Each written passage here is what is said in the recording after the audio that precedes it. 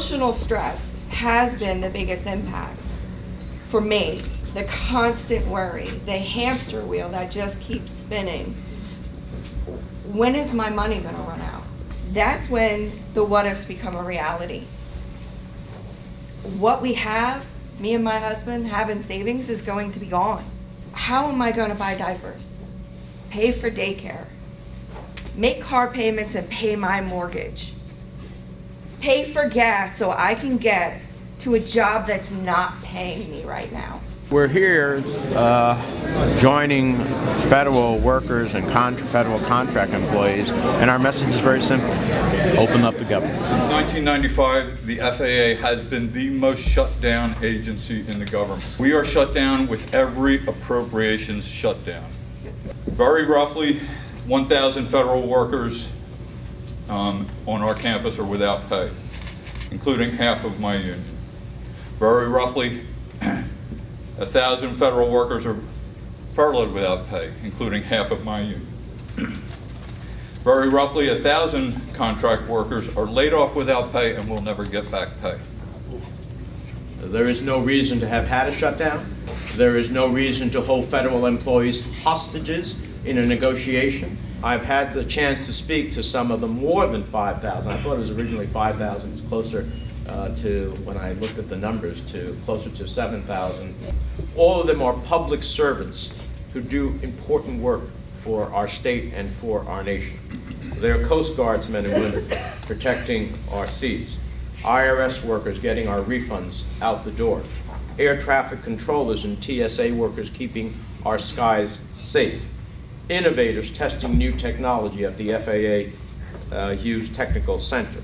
Anyone with a beating heart should be able to empathize with these Americans and what they're going through. Our message is very clear, open up the government. Let go of the federal employees as hostages. That's not negotiating in good faith. Not to mention, if the president thinks that he can hold federal employees hostages this time, he will hold them hostage in the next budget negotiation for something else. That's not the way in which we negotiate, and it's not the way in which we operate our government. We have 33 controllers. They're all considered essential. It's a 24/7 facility, so 24 hours a day, 7 days a week. And in my line of work, in our line of work, it's essential that you're focused 100% of the time on the job. We've got, thousands of lives in our hands on a daily basis, and when you start introducing those little voices in the back of your head, how am I going to pay my mortgage? How am I going to pay my car payment? For the folks that have children, how are we going to pay for daycare? Can I even afford to come to work now? I can't go to work, I can't pay for daycare. Those are the decisions that we're faced with every single day. That's what's sitting in the back of our heads, and it's really an unnecessary distraction. I am an information technology specialist with the FAA. I have been an information technology specialist for the last 28.99 years. I'm going to be lucky because I'm going to get back pay. But what about the people that help me every day, my contractors, my support contractors, my developmental contractors? I'm on work visa in the US, and some of the work visa rules are that I should always be employed, I should always be paid, and I should always be working. If I don't meet any of this, then the work visa, yes, and paid. Right now it's starting to get more emotional. I wake up every day, I don't know what should I do today, and now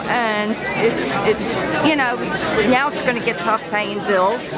We're getting on our second paycheck that we will not be getting, and it's getting very stressful. Right now, everybody seems to be doing okay, but once we miss this second check, it's going to be bad.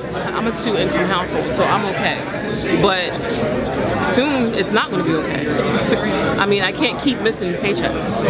My check was the majority paycheck. I can't keep missing paychecks. 37 years with the IBW. We used to have food banks for those who went out on strike. The last group of people we ever expected would be government workers. So let's all remember, as Dr. King said, we're in the same boat together. Thank you. We are under a contract. The government has made their payment for this period of time. We don't know as this drags out whether or not we would be affected. We've got to get this done. If it takes 24 hours a day, 7 days a week, every day of the week, we've got to get this done, because the bottom line is there's a lot of important issues here. But the most important issues are the workers, the people who are trying to make a living, to put food on their table. We're going to pay all these federal workers anyhow. We should pay them to do their jobs. They want to get back to do their jobs.